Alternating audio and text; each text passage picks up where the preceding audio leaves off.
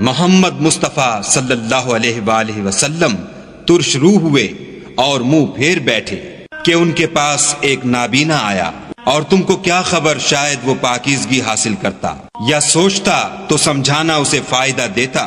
جو پرواہ نہیں کرتا اس کی طرف تو تم توجہ کرتے ہو، حالانکہ اگر وہ نہ سنورے تو تم پر کچھ الزام نہیں، اور جو تمہارے پاس دوڑتا ہوا آیا اور خدا سے ڈرتا ہے اس سے تم بے رخی کرتے ہو۔ دیکھو یہ قرآن نصیحت ہے، بس جو چاہے اسے یاد رکھے۔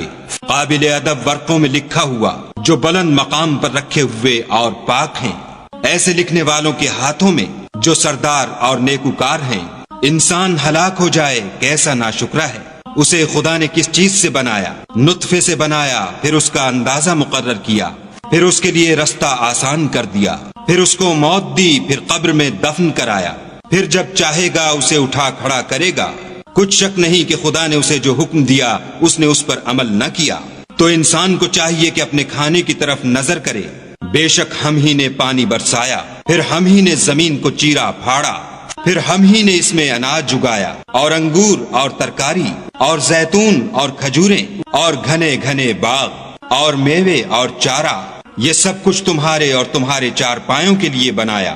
تو جب قیامت کا غل مچے گا اس دن آدمی اپنے بھائی سے دور بھاگے گا، اور اپنی ماں اور اپنے باپ سے، اور اپنی بیوی اور اپنے بیٹے سے۔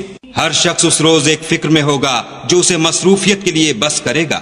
اور کتنے منہ اس روز چمک رہے ہوں گے، خنداں و شاداں، یہ نیکوکار ہیں۔ اور کتنے منہ ہوں گے جن پر گرد پڑ رہی ہوگی اور سیاہی چڑھ رہی ہوگی، یہ کفار بد کردار ہیں۔